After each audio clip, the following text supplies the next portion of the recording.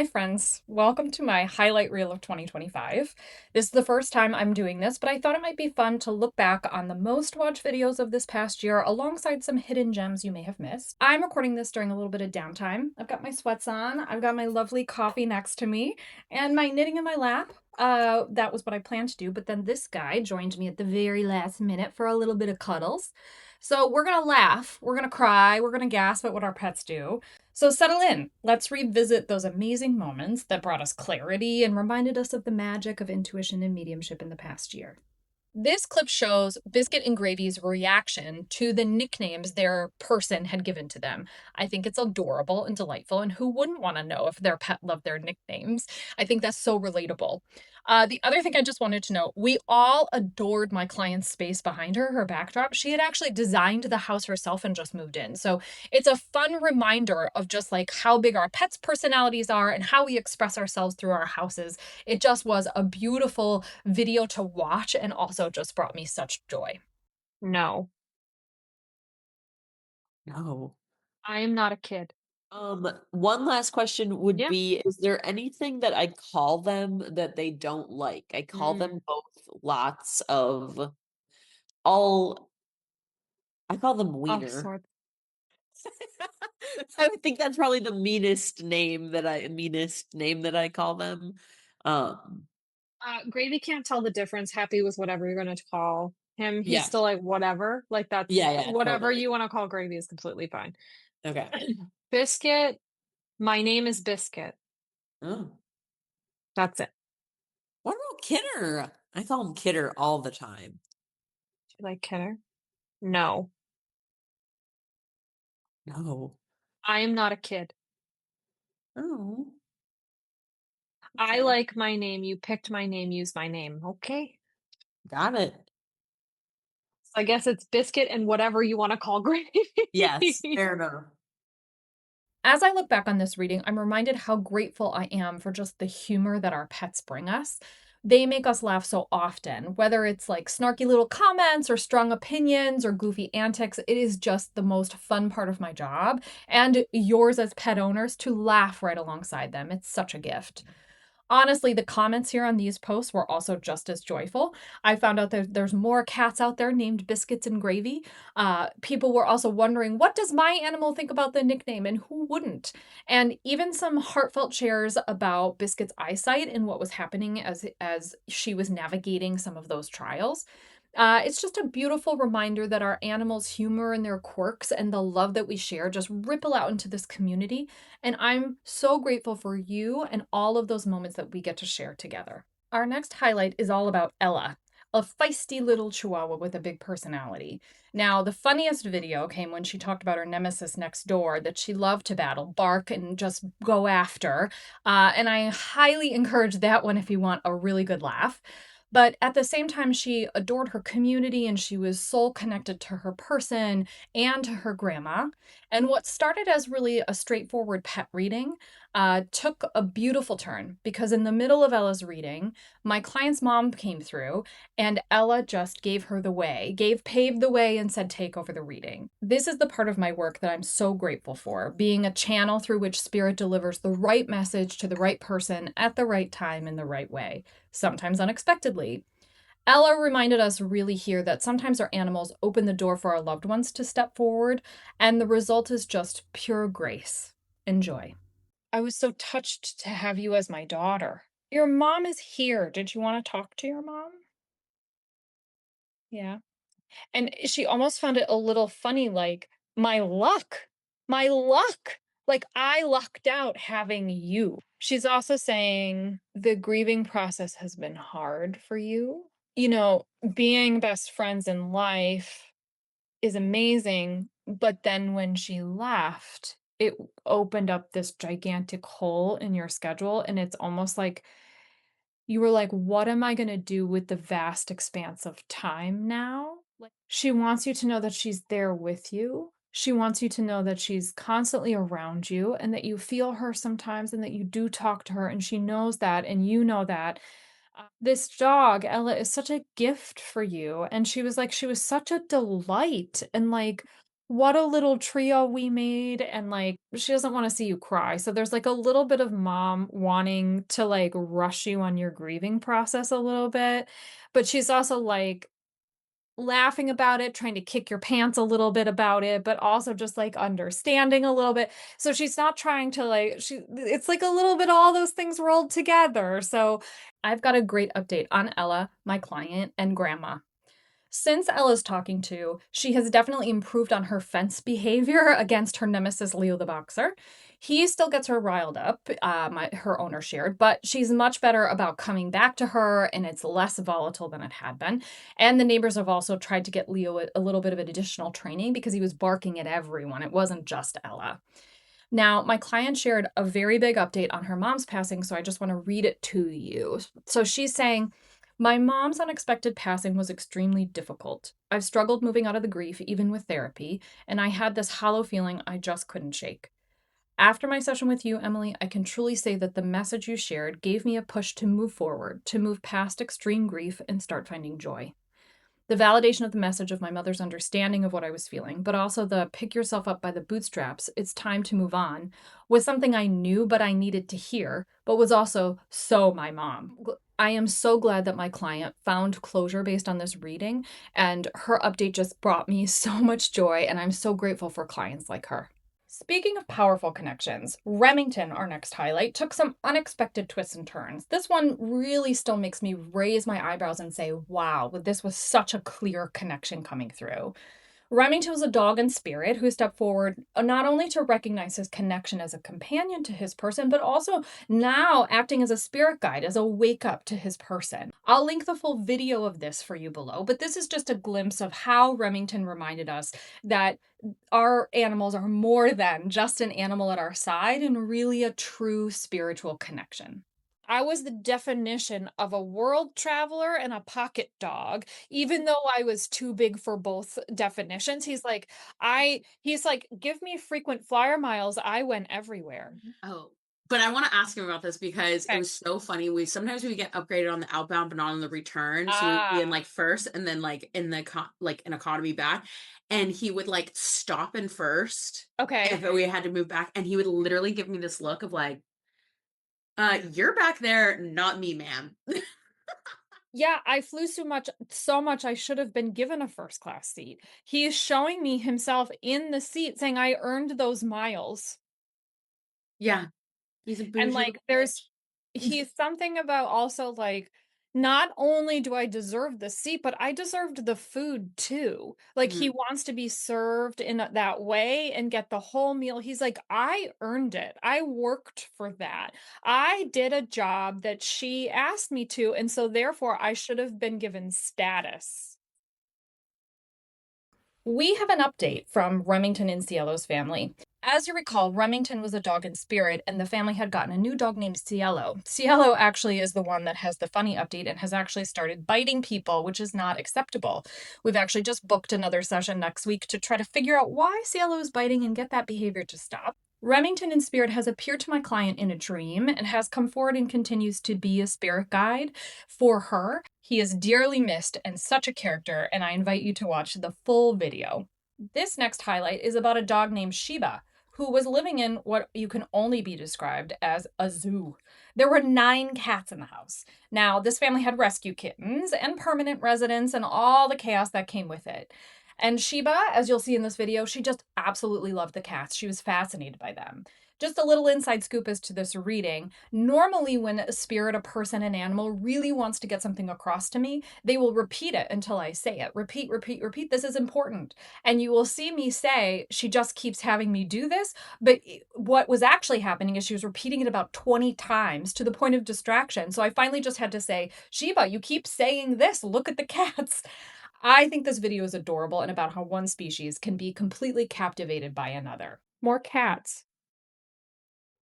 Shiba, you want more cat you have 9 cats in your house. I just love them. She's saying how she has a lot of jobs around your house. She's flashing me those kittens, to be honest. She's saying something about those are her like, it's her job. You understand that? They're, like, so interesting to her. There's like a fascination with their activities. There's like a watching of them. You understand that? Yes. Like she's having me watch them do cat-like things. I'm like, okay, but no, but watch. Okay, but like watch. Like they're so fascinating to her. I think when I first brought her to my house, I'm not sure if she had ever seen a cat before. She had not. One of the things I'm most grateful for in this job is that I get to help pet owners through end of life decisions with their pets. It is an honor to do this, and these moments are filled often with love and vulnerability. And in this reading with Sheba, Spirit actually guided me to help the family around a particular area of her health. It was tender and difficult, but that moment helped her family decide what to do. And even though it was sad, it did give them some peace in making those end of life decisions. And unfortunately, Sheba has passed. Um, and while she is missed by her family and all of those of you out there who watched her story, I know that she is just supporting every single kitten on the other side and just loving on them as much as she can. And her joy and her fascination with them just continues in a different way now. Our next highlight is all about spirit dog Gidget, who shared a close soul to soul connection with her owner. As an interesting fact, this was actually a giveaway reading that my client won as part of my newsletter. So, minor plug to sign up for my newsletter if you would like to win one of these giveaways yourself. But this is also an example of where spirit knows who needs the message and finds the right person to get it to. So, in winning this reading, spirit knew that my client was holding on to a ton of guilt around the passing of Gidget. So we all know sometimes in real life that dogs will, wag their tails, lick our faces when they sense that we're sad. And in this video, Gidget is doing that from spirit. She's reminding her person about the joyful things, the lovely things that had happened in their life instead of the tears that are running down her face. It was really Gidget's way of saying, I see that you're in pain, but I want to make it better because that was my job. It's a beautiful reminder that even in spirit, our animals want to comfort us. They want to lighten the load. They want to bring us joy. So I invite you to watch this video and come along on the journey with Gidget. She's saying, but the end was sad, but I don't want to talk about it. And I don't have any guilt or grief about it. And neither should you. And I want you to remember me the way I was supposed to be. I want you to remember me the way I was supposed to be. The running, the circling, the energy, the she's saying ice cubes. Did you give her ice cubes? Yeah, she's saying the ice cubes and the treats and all that stuff. That's how she wants you to remember her, not the end. She's saying no guilt, no guilt, no guilt. I am happy in spirit. She's saying you feel her brush up against you on your side, on your leg, walking. You feel her, and she's saying, um, "That's my way of nudging you, like just, Mom, I'm here. Mom, I'm here," nudging up against you. Gidget's person mentioned that she did feel the brushing up against the leg, as I mentioned, as a sign of comfort. I'm wondering if anyone else out there has felt something like that. Have you felt your animal brush up against you? Know that this is your reminder. Don't discount those moments. Those are real. Those are your animals coming to you saying, I'm here as comfort. I'm letting you know that I'm close. Believe in their signs and allow yourself to feel that presence. I don't want to ruin this next video because I think it unfolding as I was getting the information is the most interesting part, but I will introduce you to Luna Blue. She is a Himalayan cat, and I would say one of the most interesting personalities I've ever talked to. My client actually came to me to talk about litter box issues, which we did resolve, but I found her personality to actually be the most interesting thing about Luna Blue. So I'm not going to tell you too much. I think you should just watch the video and I'll be back with an update on what's going on with Luna Blue. Would you understand your cat not necessarily being a people person? Oh, yeah. Like, doesn't really like people? Yeah. Oh, doesn't like anybody. Yeah. Doesn't just doesn't actually want to live with people? Most Yeah. antisocial animal I've ever had. Doesn't I think that's what would make her happy. There's no people other than my husband and I. No, I know, but what I'm I don't saying even is have she's like, kids or no, grandkids. but she's like basically saying like even you two, Yeah. she'd be good if you were gone. Yeah. Yeah. That doesn't surprise me. You got yourself a cat. Yeah, and she's very young. I know you must be dying for an update on this one. My client says that Luna Baloo has stayed true to herself. She is still Little Miss Antisocial. She still rarely leaves the bedroom and only to really eat and use the litter box. But her person did share that after that reading and kind of doing a little bit more bonding, she's more affectionate to my client only. There's been a little bit of a shift. As for the rest of the household, you may have watched the video about Forbes, the sweetest dog ever. He and Luna Baloo are still existing in separate worlds and not really crossing things over. But it's really a reminder to me that every animal has their own rhythm and personality, and sometimes the gift is really just honoring them exactly how they are. This next highlight reel features Poe and a family of 3 cats. Poe was kind of the odd man out of the threesome, and the family was considering getting a dog to balance out the numbers or give him a friend of sorts. But I don't want to ruin the video, so I'll let you watch it. But I think overall this video had just such great vibes, and the animals came together at the end to just give this beautiful, like, intuitive thank you as a collective to their parents.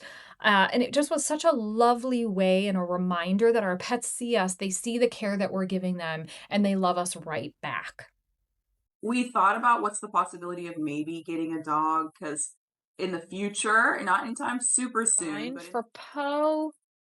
He's like, maybe that dog could be friends with me. would he like a bigger dog or a smaller one, do you think? I'm asking. He's flashing me 2 different dogs, and I don't know if this means I'm asking him again, like, which one do you want? He's flashing me a Chihuahua and a not a Great Dane, but it's the Bowser dog, but like The not bulldog? not a bulldog, not like the big ones that are black with little brown on their not a Doberman, but like Rottweilers? Rottweiler. No way! That's great. That is insane. That's crazy. Was that what you were thinking about getting? I want a Chihuahua so bad, and Dylan had a Rottweiler, and he wants a Rottweiler so bad. I had a Well, Chihuahua, he had a Rottweiler. We both want one. Yeah. this is Poe's way of saying he's open to either option. You Good would job, not have Poe. You known did that. good, buddy. You would not have known that. That is so crazy. I've got quite the update on Poe's family. So the family has figured out to have some structured outside time for all 3 cats, and it helps Poe burn off some of this energy. So what they've actually witnessed is all 3 cats working together, which is ideal. And they've also made some changes to help Poe feel like he's got some space. So gave him an extra food and water dish away from the others and some kind of alone time with a closed door. And that's really helping the dynamic. And then additionally, they have realized in that time that the other 2 cats were doing a little bit of the instigation, not just Poe on his own. So it's been a good kind of learning. They also feel like the reading gave them kind of a deeper understanding of their cats, which just like, I love that so much. And that's why I love to share all of these highlights. There's just love everywhere across this reading, and I encourage you to watch every single one of the videos out there. The next video was included purely to watch a cuddly, cuddly, cute little dog. So I invite you to take a peek at what Kai is up to. As you watch Kai, just lean into his energy. He is the least egotistical dog. He's so soft and unhurried and deeply comforting. So this is a reminder to slow down yourself here at the end of the year. And it's one of the most powerful things we can do. Hi, Kai. Oh, buddy. Oh my gosh. The first thing I heard is, this is too much for me. Your face is all smooshy, huh, bud? Oh my goodness. Guys. He just told me he was Snuggleuppagus, whatever that thing from Yeah, because I can't. there's like no ego Yeah, whatsoever. no, And no. so when you say to him, "You're the best walker," he's just like, "Okay." Yeah, Mhm. yeah. Like, Does he say anything about his previous owner, like what he went through? it wasn't all bad. It Yeah, that wasn't makes like it was sense. all bad all the time. It was good until it wasn't. He's saying he's a very forgiving dog. He's basically saying, like, let bygones be bygones. That Yeah, sounds like that's him, him. yeah. One of my favorite things about this reading was not even the Snuffleupagus reference, but the fact that the dog came through and said, "I'm gay." The best part about that was that his people immediately responded, "I knew it." It was not a surprise to them, and it was joyful validation that it was confirmation of what they had already suspected. This same household rescues dogs. It was a dog rescue, pups from all walks of life, finding love, finding belonging. And it's incredible to see that kind of play out in their own personalities and quirks. I am deeply grateful to hold space here on social media where everyone, human or animal, can simply be who they are. In all of my work, I have never once felt judgment from spirit about the form or the essence of the human world. I've only ever felt love and acceptance from the other side. I invite you all to take a little nap, take a little rest, and enjoy the love that the end of the year really brings. Thank you so much for spending time with me. As always, stay open, stay curious, and stay connected with Connected Intuition.